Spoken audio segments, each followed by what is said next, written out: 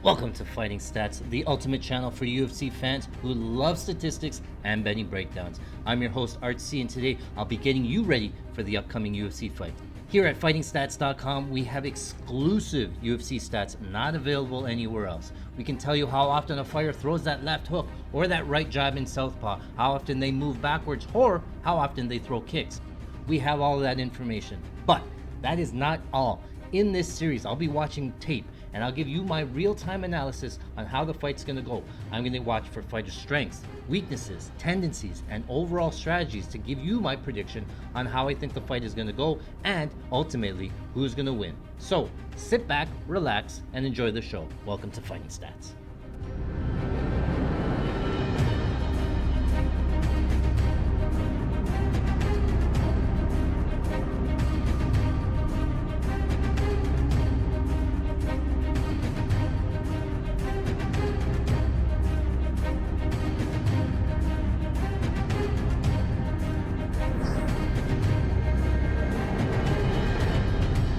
Fighting Stats, I'm your host Art C, and today we are breaking down the UFC 306 Noche main event between Sugar Sean O'Malley and Merab the Machine Dvalishvili. Alright, so we've finished the tape study on Merab Dvalishvili, we finished the tape study on Sean O'Malley. We are ready to break this fight down. Let's get into it. What we're going to do is we're going to first start with our Fighting Stats breakdown. We're going to go deep into the numbers, see what the numbers tell us in terms of the fight. I'll tell you my prediction on how I think the fight's going to go, and then we'll get into the nitty-gritty numbers, where I think the line should be, where the value is, and then we'll get to maybe a best bet at the end of it. You want to stick around for that. So without further ado, let's get this started here. So I pull up our Fighting Stats tail of the tape here, put Sean O'Malley here on the blue side, Merab Dvalishvili here on the red side. Right away, biggest thing that I'm going to notice, Sean O'Malley going to have a 5-inch height advantage and a 4-inch reach advantage. Not uncommon for Merab. He's fought a lot of longer fighters in his UFC career, but big height and reach advantage here for Sean O'Malley. In his UFC career, Sean O'Malley's 10-1 in the UFC, 60% of those wins coming from KO, 40% by decision. He does have one loss, one by KO there. Merab Dvalishvili, 10-2 in the UFC, 10% by KO, 90% of his wins by decision. Two losses, one by KO and one by decision. Both of those early in his UFC career. Merab on a 10-fight winning streak since then. Let's get into the Sean O'Malley offensive striking here. Pretty good numbers. Sean O'Malley's going to be a distance striker. 94% of Sean O'Malley's strikes landed going to be at a distance. Only 2% in the clinch there, and only 2% or 3% on the ground. So again, Sean O'Malley going to really want to stay in the distance for his UFC career.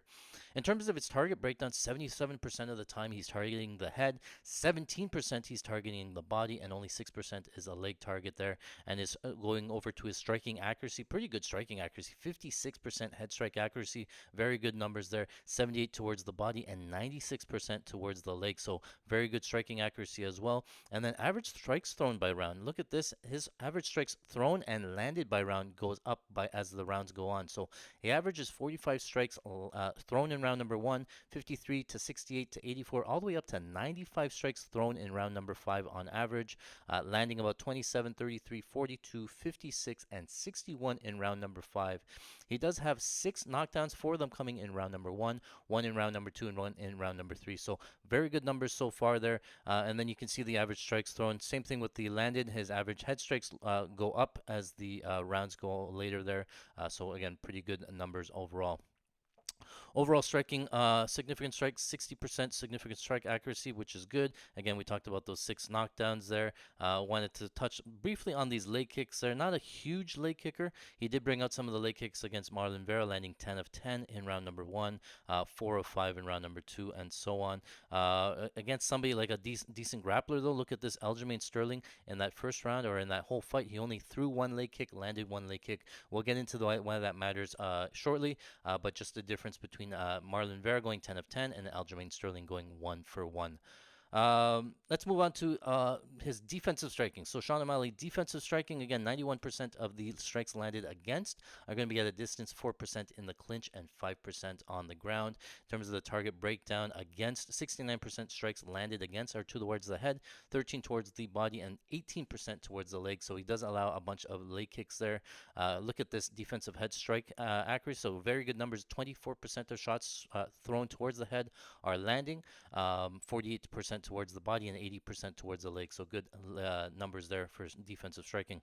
Strikes absorbed by round does go up a little bit, but not as much as the strikes landed. So on average, he absorbs 13 strikes in round number 1, 17 in rounds 2 and 3, 26 in round 4, and 21 strikes landed in round number 5.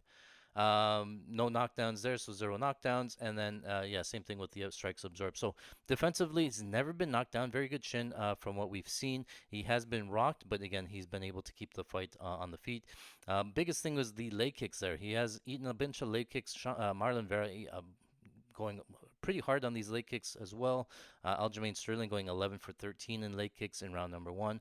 Piotr Yan looks like he landed 21 leg kicks in that fight there. Even Pedro Munoz, who's a huge leg kicker, going 19 of 22 in round number 1. So if anything, in terms of the striking numbers, that's the biggest thing, is just the ability to absorb leg kicks. He has that taller frame, longer legs. Definitely makes sense. Let's move on to the Merab Dvalishvili offensive striking here. So he's going to be a little bit different here. So 60% of his strikes going to be at a distance, 14% of his strikes landed going to be in the clinch, and 25% going to be a ground strike. So definitely a lot difference there between the two. Again, Sean O'Malley 97% distance striker, Merab Dvalishvili only 60%. In terms of the target breakdown, 80% target breakdown towards the head, 11% towards the body, and 9% towards the leg. Striking accuracy goes to 33% head strike accuracy, 65 towards the body, 87% to the legs. Like Sean O'Malley, his striking accuracy there, or his strikes landed, somewhat pretty even there. 22 landed in round number 1, 21 in round number 2.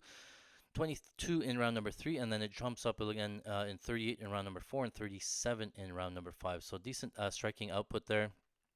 Only one UFC knockdown in his career, and that was early in 2018 against Ricky Simone.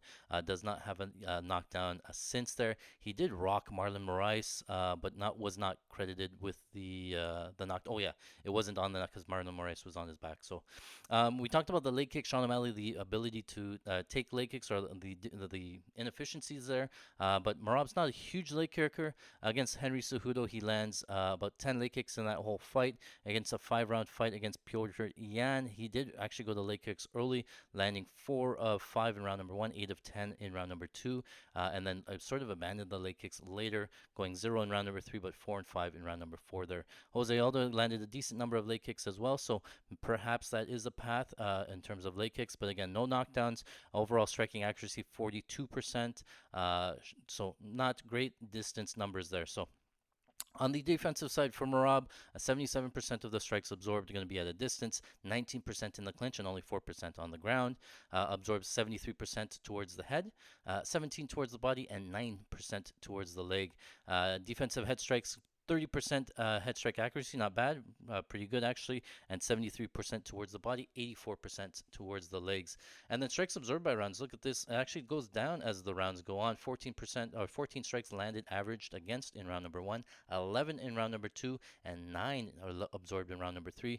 Rounds 4 and 5 a little bit higher, in 21 and 15. I think that's just the sample size there. Only Piotr Yan, I think, is a 5-round fight, so those are where the 4 and 5 rounds are coming in. Overall, in his UFC career, he has been knocked down once, and that was against Marlon Moraes in that first round. He did recover. He did show good recovery in that fight.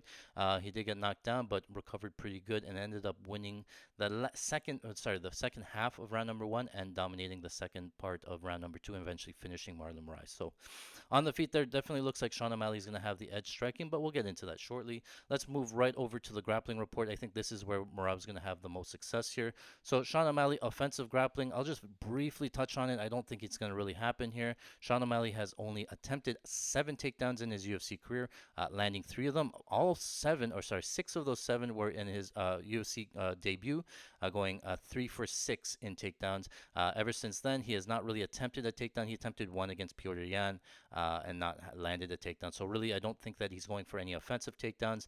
I really don't think he's going to get it on Merab either way. So the biggest thing I want to look at is this defensive grappling here, okay? So on average, he's only really seen 0.8 takedowns attempted against him in round number 1, allowing 0.2. And then in round number 2, he's only averaging 0.5 takedowns seen, allowing 0.6 there. So In terms of takedown numbers against, not a ton there. We did go back and we watched every single time that Sean O'Malley got taken down, and then how he popped back up. You want to go watch that tape. It's very interesting in terms of how he reacted. So overall in his UFC career, he has seen 28 takedown attempts, allowing 11 of them to be successful.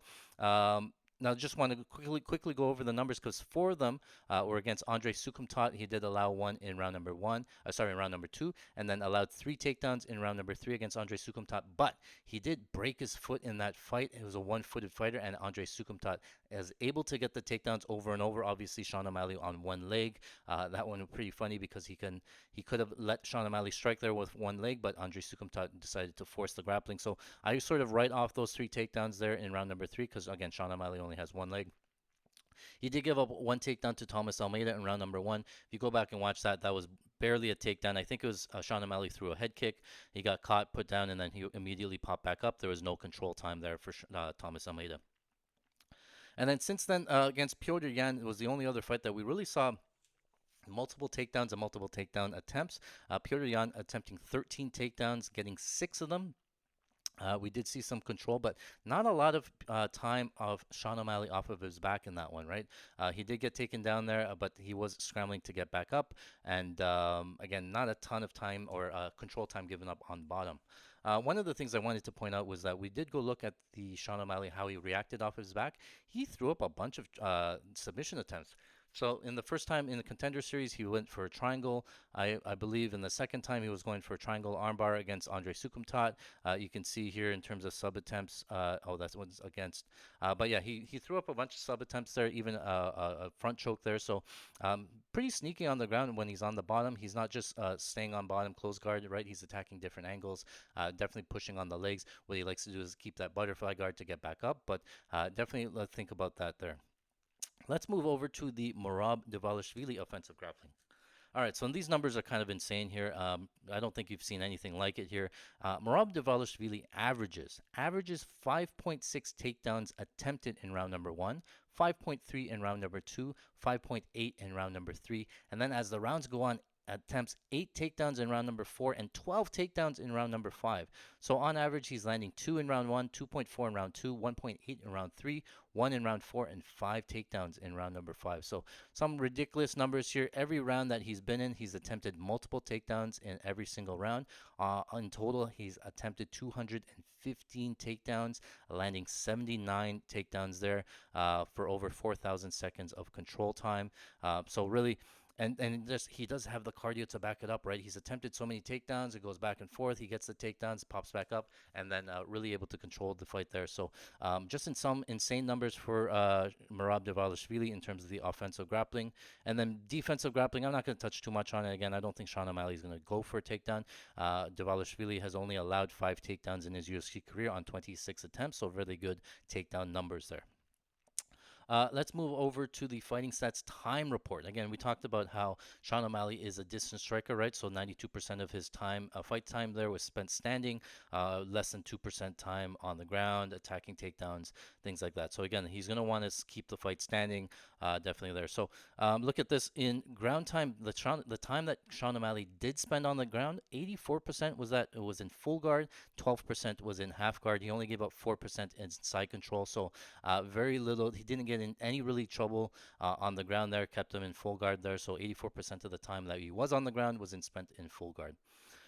Whereas Merab Dvalishvili has a little broken down here. 59% of the time he's spent standing, 17% he's on the ground there, and 18% of the time he's attacking a takedown. So that's pretty evident in terms of what his fight would like to do. He's attacking the takedowns a lot of the time, and then he's spending a lot of the time on the ground there as well. Let's go into the top breakdown there. He does keep most of his time there. He has some time, 31% of the time when he's on top, he's in back mount. 38% of the time he's in full guard. So those are the main two ones there. 11% he was in north-south and 14% in half guard. Really only got to side control 5% of the time and did not get any full mount. So that's worth noting there. No full mount top time there for Merab Dvalishvili. All right, so let's go over to the striking tendencies report. So Here we have Sean O'Malley on the left side, Merab Dvalishvili here on the right side. Sean O'Malley going to have single strikes, so he's going to throw single strikes at 83% of the time, which is actually pretty good in this matchup here. Throwing kicks 28% of the time. He goes to the 1-2 there about 9% of the time. So his favorite weapon for Sean O'Malley is that right hand. The throws that 25% of the time. That step back right hand he hit Aljamain Sterling with. Throwing that 25% of the time. 24% of the time is the single jab. So that's 50% right there, is just the one or the two, right? Very technical, very long range weapons. 14% of the time he throws that rear low kick. He can switch from orthodox to southpaw. He likes the high kick there, so he will throw that many times there. And then 9% he'll go to the 1-2, and 5% he'll throw that left hook or that lead left hook. Whereas on the Merab Dvalishvili side, he's going to throw a jab 29% of the time, throw the cross 11% of the time, and the 1-2 8% of the time. That breaks up almost half of his striking report is just all ones, 1-2s, things like that. So pretty basic striking from both guys there. Merab Dvalishvili again only 68% single strike rate there. So all of these really telling a story in terms of how the fight's going to go, and I'll give you my breakdown of how I think that it's going to go. Okay, so I think that both fighters going to open up orthodox. Sean O'Malley does have the ability to switch between orthodox and southpaw. He will switch quite often. From what I've seen from Merab, he's only going to fight exclusively in orthodox. Again, we have seen Merab Dvalishvili eat a lot of low kicks. We saw it in the Marlon Moraes fight. We saw it in the Jose Aldo fight. A lot of guys opening, even in the Peter Yan fight, guys opening when Merab opens up orthodox, he leaves that lead leg open to get leg kicked. He did get spun around in all three of those fights by low kicks there. The interesting part, though, was against Peter Yan, where Merab Dvalishvili returning the leg kicks and actually making Peter Yan fight in southpaw, making Peter Yan after those leg kicks really adding up and making Peter Yan again fight in southpaw. So the problem is that Sean O'Malley can fight in southpaw. So if Merab Dvalishvili does go for the leg kicks, again, that's the one area of weakness I probably see of Sean O'Malley, is that he can be susceptible to leg kicks, but he does have that ability to switch to southpaw and keep the fight striking there. So on the feet, I think it's going to be all Sean O'Malley. Again, he's going to have a big reach advantage. He's going to have a big height advantage. Sean O'Malley has a really good distance management where he likes to stay in kicking range, way outside of striking range. Same thing with Merab. Unfortunately, because he has that shorter reach, he likes to stay outside, way outside as well. But then he does come crashing in, throwing some strikes there. So both fighters going to keep distance outside. I think that's only going to help Sean O'Malley at a distance. He's going to throw his kicks. He's going to throw his long range weapons. Again, 50% of the time he's either the one or the two, and a lot of them are single strikes there. So I think Sean O'Malley is going to be pretty cautious here. He's going to stay on the outside. We did see in the Sean O'Malley versus Chris Moutinho that Sean O'Malley can fight backwards, that one being a 3-round fight.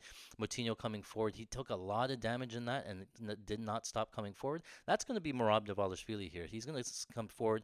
Merab Dvalishvili never stops coming forward. He continues to pressure. But we did see in the Chris Moutinho fight that Sean O'Malley can fight going backwards, still using these long-range weapons, circling off. It's going to be in the UFC sphere. Obviously, it's going to be the bigger octagon. So it's going to give Sean O'Malley a lot of space to move around, circle off, things like that. And so if the fight stays on the feet, obviously it's going to be a Sean O'Malley. I think he'll pick him apart at range. It's definitely possible that he lands a right hand as Merab is coming in. Again, Merab likes to stand outside in kicking range. What he likes to do is he likes to throw like a 1-2-3 combo, get your hands up so that he can run for the legs. He tries to set up the legs. Most of the time, I guess, again, especially in the Petr Yan fight, he did go to the single leg quite often, never actually getting a single leg takedown on Petr Yan. So he had more success getting the double leg. So he does have to force the entry, 1-2, strike his way in, drop down for a level change, and get Sean O'Malley down. So that's going to be the path to victory, I think, here for Merab Dvalishvili. I do want to talk about some of the grappling here, because for me, again, it's really key about the takedown attempts for Merab here, right? And so he's fought some of the best grapplers in the division. Starting with Jose Aldo, I think he leads the division in like 94% takedown defense for Jose Aldo. He's historically had a great takedown defense. He attacked Jose Aldo at 13 attempts, did not get any of them, but he did end up winning that fight. So I really questioned, going into that, watching that, how did he win this fight if he didn't get any takedowns? A lot of it was attacking the takedowns, putting Jose Aldo on defense, having to defend the takedowns, and so you can't really lose the round if you're attacking the whole time. But although on defense, really attacking really wasn't able to throw much volume. So Merab winning that fight by decision, even though he wasn't able to get a takedown. Then he goes on and fights Piotr Yan. And that fight, look at this, 12, 26, 15, 30, 39 takedown attempts, 40, almost 40 takedown attempts in Piotr Yan. He eventually gets 8-6. He gets 11 takedowns in that fight. He actually beats him 50-44, 50-45 unanimous decision, which is pretty impressive. Pyrdyan being one of the best strikers in the division again, and very good hips. And again, Merab Dvalishvili keeps grabbing the leg, going to the single leg. Great balance there from Pyrdyan, able to keep the fight standing. But he lost every single round to Merab, defending the takedowns, right? So, same thing with Henry Cejudo. Henry Cejudo is a former Olympic wrestler. He got Henry Cejudo down 5 times in that fight on 11 takedown attempts, winning by decision there. So there are some bad matchups for Merab Dvalishvili. If you consider he's supposed to be a wrestler, and if he doesn't get the takedown, then he should lose. But he didn't get Aldo down and he won. He didn't get Pyrdyan down for too many times. I mean, 50-45 Pyrdyan, and he beat Henry Cejudo by decision as well, former Olympic wrestler. So very good resume in terms of coming into this fight. I did want to say that Sean O'Malley's shown some great takedown defense, shown the ability to scramble, but really there's only one fight, and that was against Pyrdyan in terms of really like multiple takedown attempts defended, the ability to pop back up. I think the takedown defense and the defensive grappling of Henry Cejudo, Pyrdyan, and Jose Aldo are all going to be better than Sean O'Malley. So I just don't know how much success he is going to have defending the takedowns. This one I keep on going back and forth on. So what I see happening is that, again, they're going to go out standing.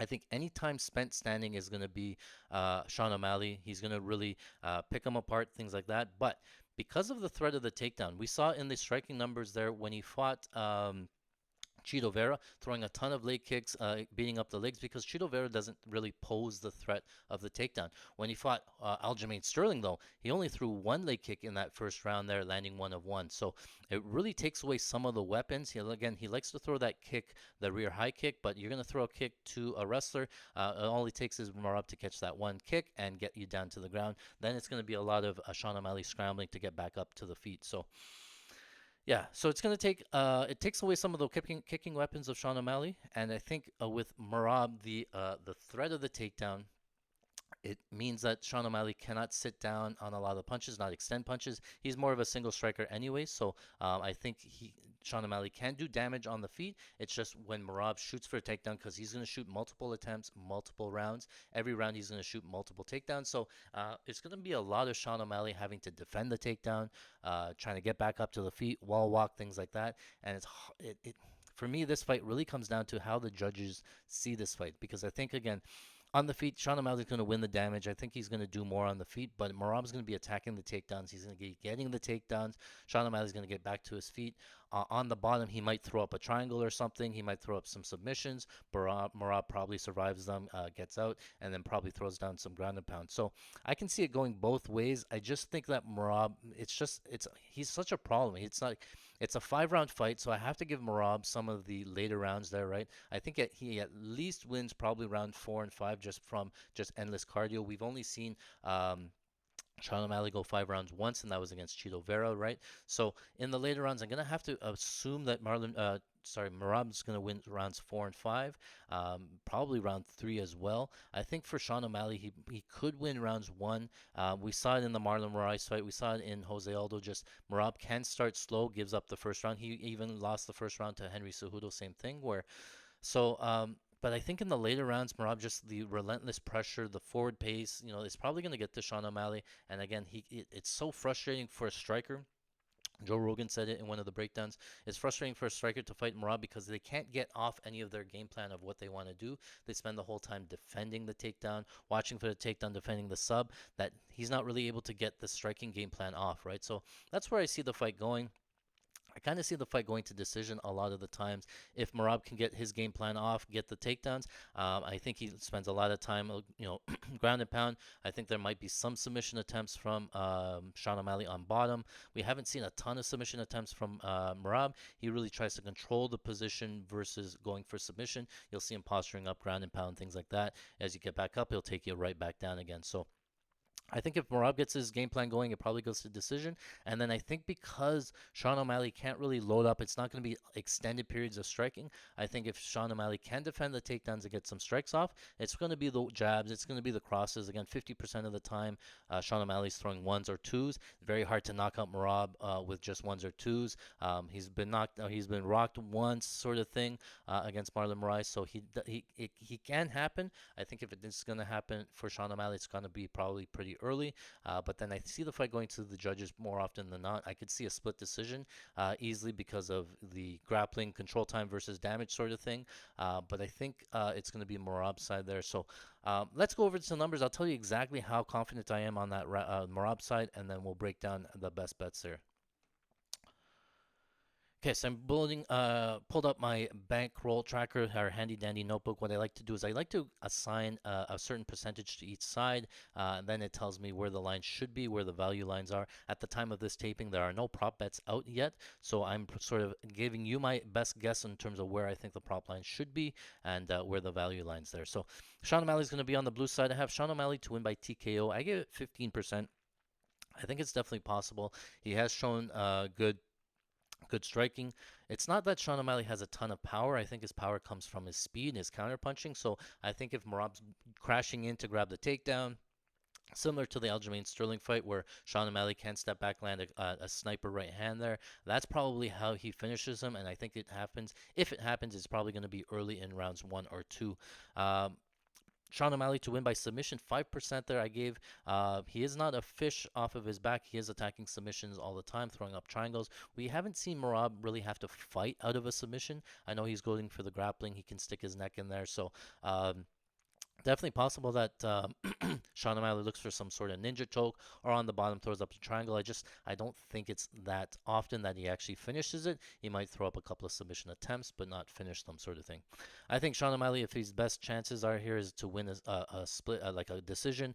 It's probably going to be a pretty close decision. Again, it's going to be damage over control and get ups and stuff. How much do the judges really favor the ground control time versus the damage?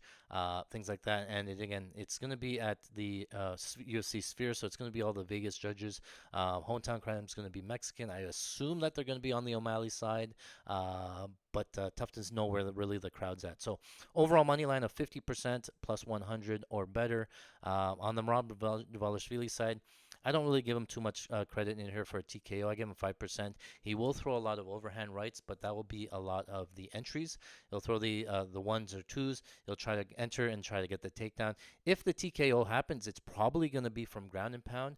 We saw it in in the Marlon Moraes fight. That's the only way he got the fight to win by decision. A lot of those fights ending by decision. The only time he getting the knockout was ground and pound. So if he does get his grappling game going and he can't get and Sean O'Malley can't get off his back, I can see a TKO coming from ground and pound. Merab Dvalishvili to win by sub, I gave it 5%. I don't think it's zero, so I can't give it zero. Just the amount of takedowns, the amount of top time there. I have to assume that there might be some chances for a sub, so I left it at 5%. I don't really think it's that often. And then Merab to win by decision, I think it's obviously more often than not. 90% of his wins coming from decision already, so it might be a little bit higher than that, but for a total money line of 50% plus 100. So I do think it is somewhat of a coin flip. I do lean the Merab side just because I've seen the strength of schedule for both people. Again, I would have liked to see the Aljamain Sterling fight go to the ground. I wanted to see the defensive grappling more. The only time we really saw it was against Piotr Yan, and he looked pretty good in terms of the get-ups defending against Piotr Yan. But Piotr Yan's not a Merab Dvalishvili, and that was a 3-round fight. This is a 5-round fight. So I'm going to favor Merab Dvalishvili on this one. I think he could be 55 to 60% if I play with some of the numbers there. I think it goes to more often than not. So again, no prop lines out right now, but the current line on Merab minus 125, I have it about plus 100, and the line on Sean O'Malley plus 105, I have it plus 100 there. So small value right now at on the Sean O'Malley side, but I think it's going to be changing. I think I might give Merab another 5% or so and have some value on that side. So keep an eye out. If I do play, I'll keep an eye on the prop bets there when they do get released. If I do make any bets, I post them over to patreon.com/fightingstats. That's where I post all of our plays. I'll post these breakdowns, things like that. So definitely check that out. Definitely some value there. But yeah, I hope you like this breakdown. Let me know in the comments below where my numbers are at, if they're off, things like that. I may end up changing them as the fight gets closer. But again, I think the side, I'm going to give my prediction. I'm going to give, obviously, it's going to be Merab Dvalishvili to win by submission. I think he's going to be Merab Dvalishvili to win by decision. I think it's going to be Anu. I think he just has a style that Sean O'Malley is going to be frustrated with. Going to go to decision. Could be a close fight there, and it could be a good live bet opportunity here for Merab after round one. I'll definitely be looking for that if Sean O'Malley can have some success in round number one with the striking. So overall, that's how I think the fight's going to go. I know these breakdowns are pretty long, but I do want to get everything out there and talk about every possible way that the fight could go. But that's how I got it going. My name is Art C. This is Fighting Stats. If you like this, like and subscribe. Thanks for watching. Have a good one.